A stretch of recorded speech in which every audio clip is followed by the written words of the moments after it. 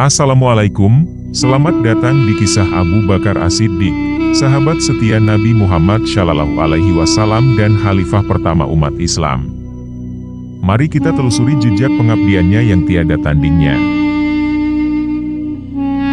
Abu Bakar As-Siddiq lahir di Mekah sekitar tahun 573 Masehi. Sejak muda, ia dikenal sebagai seorang yang jujur dan berbudi pekerti luhur.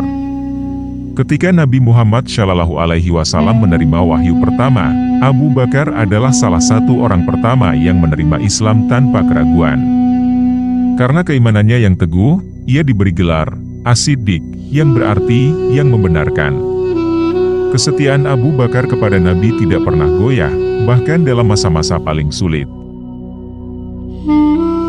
Salah satu momen paling bersejarah dalam kehidupan Abu Bakar adalah ketika ia menemani Nabi Muhammad Shallallahu Alaihi Wasallam dalam hijrah dari Mekah ke Madinah. Dalam perjalanan itu, mereka berdua bersembunyi di Gua Sur untuk menghindari pengejaran kaum Quraisy. Ketika Nabi merasa khawatir, Abu Bakar dengan penuh keyakinan berkata, "Janganlah engkau bersedih, sesungguhnya Allah bersama kita." Kata-kata ini mencerminkan keimanannya yang mendalam dan keberaniannya dalam menghadapi bahaya demi melindungi Rasulullah. Ketika Nabi Muhammad Shallallahu Alaihi Wasallam wafat, kaum muslimin dilanda kesedihan yang mendalam. Beberapa bahkan tidak dapat menerima kenyataan tersebut. Namun, Abu Bakar dengan ketenangannya berdiri di hadapan mereka dan berkata, "Barang siapa yang menyembah Muhammad, sesungguhnya Muhammad telah wafat. Dan barang siapa yang menyembah Allah, sesungguhnya Allah Maha Hidup dan tidak akan pernah mati." Ucapannya ini berhasil menenangkan kaum muslimin dan mengingatkan mereka untuk tetap berpegang teguh pada iman kepada Allah. Setelah wafatnya Nabi, Abu Bakar dipilih sebagai khalifah pertama umat Islam.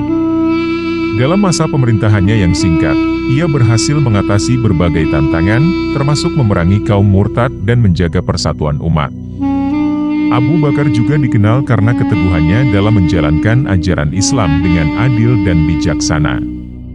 Salah satu keputusannya yang paling bersejarah adalah memerintahkan pengumpulan Al-Quran dalam satu mushaf, yang kemudian menjadi pedoman bagi seluruh umat Islam. Abu Bakar As-Siddiq meninggal dunia pada tahun 634 Masehi, setelah memimpin umat Islam selama 2 tahun.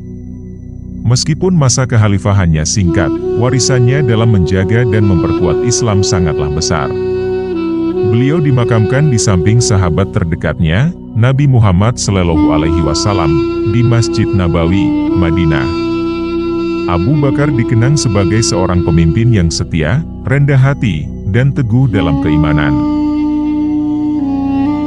Demikianlah penggalan kisah Abu Bakar As-Siddiq, khalifah pertama dan sahabat terdekat Nabi Muhammad Shallallahu Alaihi Wasallam.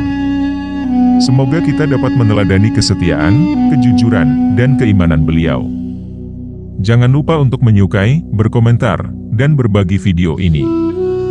Sampai jumpa di kisah-kisah inspiratif berikutnya. Wassalamualaikum.